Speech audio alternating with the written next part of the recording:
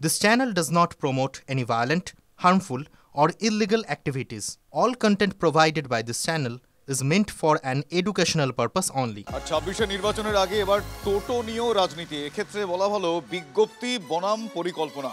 এক্ষেত্রে শাসক বনাম বিরোধী। তার কারণ গত ৯ অক্টোবর একটা বিজ্ঞপ্তি জারি করা হয় রাজ্য সরকারের তরফ থেকে, যেখানে বলা হয় যে ৩০শে নভেম্বরের মধ্যে রাজ্যে সব টোটো রেজিস্ট্রেশন করাতে হবে।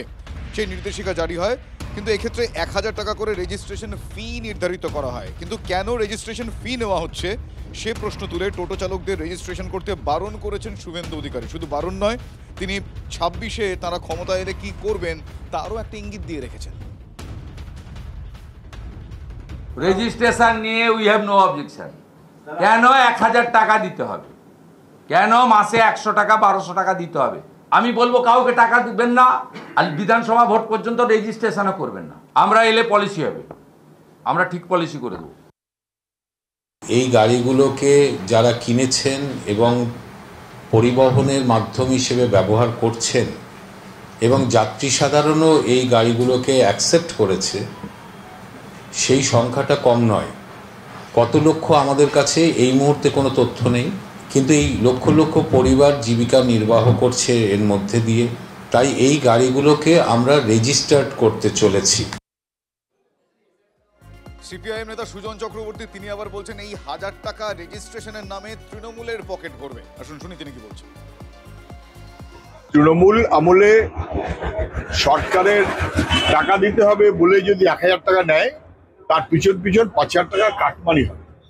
ফলে সরকারের তহবিলে যতটুকু পূরণ হবে, তৃণমূলের উদরে পূর্তি হবে তার চাইতে বেশ কয়েক গুণ বেশি, এবং লাভের মধ্য দিয়ে সাধারণ মানুষ বিপন্ন হবে। অটো বা টোটো শ্রমিকদের ক্ষেত্রে এখন নতুন একটা ছক তৃণমূল করছে, এটা বোঝা যাচ্ছে। আর একটু আগেই যে ব্রেকিং নিউজ আপনাদের সামনে আমরা তুলে ধরছিলাম, আবারও মেট্রোর ব্লু লাইনের সমস্যা। দমদম থেকে ময়দান পর্যন্ত মেট্রো চলাচল বন্ধ রয়েছে। মহাত্মা গান্ধী স্টেশনে যান্ত্রিক ত্রুটির জেরেই ভোগান্তি। দমদম থেকে দক্ষিণেশ্বর পর্যন্ত মেট্রো চলছে টালিগঞ্জ থেকে শহীদ ক্ষুদিরাম পর্যন্ত। রোজ মেট্রোর বিভ্রাটে বিরক্ত যাত্রীরা। দমদম থেকে দক্ষিণেশ্বর পর্যন্ত মেট্রো চলছে, তবে এই ব্লু লাইনে প্রতিনিয়ত বিভ্রাটের জেরে রীতিমতো বিরক্ত নিত্যযাত্রীরা। আবারও বিভ্রাট ব্লু লাইনে, যান্ত্রিক ত্রুটির কারণে বিভ্রাট বলে জানা যাচ্ছে। মহাত্মা গান্ধী স্টেশনে যান্ত্রিক ত্রুটির জেরেই ভোগান্তি। দমদম থেকে দক্ষিণেশ্বর পর্যন্ত মেট্রো চলছে, আর মেট্রো চলছে টালিগঞ্জ থেকে শহীদ ক্ষুদিরাম পর্যন্ত। আর এই রোজ প্রায় প্রতিদিনই মেট্রোর ব্লু লাইনে বিভ্রাটের জেরে বিরক্ত নিত্যযাত্রীরা। মেট্রোর কানেক্টিভিটির সব থেকে পুরনো লাইন এই ব্লু লাইন, আর একের পর এক প্রায় প্রতিনিয়ত এই মেট্রোতে, এই ব্লু লাইন মেট্রোতে এই বারবার যান্ত্রিক ত্রুটি, কখনো বিভ্রাট দেখা যাচ্ছে, যার জন্য পরিষেবা পুরোপুরি বিপর্যস্ত হয়ে পড়ে। সায়ন্ত রয়েছেন আমাদের সঙ্গে। সায়ন্ত, কেন বারবার এই ব্লু লাইনে এত বিভ্রাট হচ্ছে, আর পরিষেবা কতক্ষণে স্বাভাবিক হবে কি জানা যাচ্ছে?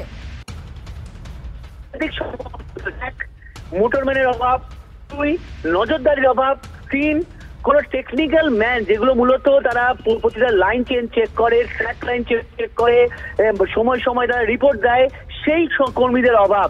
অর্থাৎ একাধিক সমস্যা কিন্তু গ্রাস করেছে এই উত্তর দক্ষিণ করিডর বা কবি সুভাষ দক্ষিণেশ্বর করিডরকে, যে কারণে প্রতিদিন এই সমস্যায় পড়তে হচ্ছে সাধারণ যাত্রীদের। দেখো, শহীদ ক্ষুদিরাম থেকে দক্ষিণেশ্বর এখন সব থেকে লাভজনক রুট কলকাতা মেট্রোর, আর সেখানে বারবার সমস্যা, যেটা আজকেও দেখা দিয়েছে মহাত্মা গান্ধী রোডে লাইনে টেকনিক্যাল সমস্যা, যে সমস্যা এখনো পর্যন্ত মেটেনি। দেড়টা দিয়ে যে সমস্যা শুরু হয়েছে সেই সমস্যা এখনো মেটেনি, এবং এই দুর্ভোগ কোথায় গিয়ে দাঁড়াবে, পরিস্থিতি কোথায় গিয়ে দাঁড়াবে সেটাই কিন্তু এখন চিন্তায় রয়েছে। কারণ প্রায় ১ ঘন্টা হতে চলেছে, পরিস্থিতি অত্যন্ত সমস্যার মুখে পড়ছে, যাত্রীরা সমস্যার মুখে পড়েছে, তারা রীতিমতো খুব প্রকাশ করেছেন। অর্থাৎ এখনো পর্যন্ত বোঝা যাচ্ছে না যে কখন পরিষেবা স্বাভাবিক হবে। আপনাদের জানিয়ে রাখি, মহাত্মা গান্ধী স্টেশনে সেখানে যান্ত্রিক বিভ্রাটের কারণে এই বিপর্যয় হচ্ছে, এই ভোগান্তি নিত্যযাত্রীদের। প্রায় ঘন্টাখানেক পেরিয়ে গিয়েছে, সেখানে কাজ চলছে, কিন্তু কতক্ষণে পরিষেবা স্বাভাবিক হবে মেট্রো কর্তৃপক্ষের তরফ থেকে এখনো পর্যন্ত কোনো খবর নেই।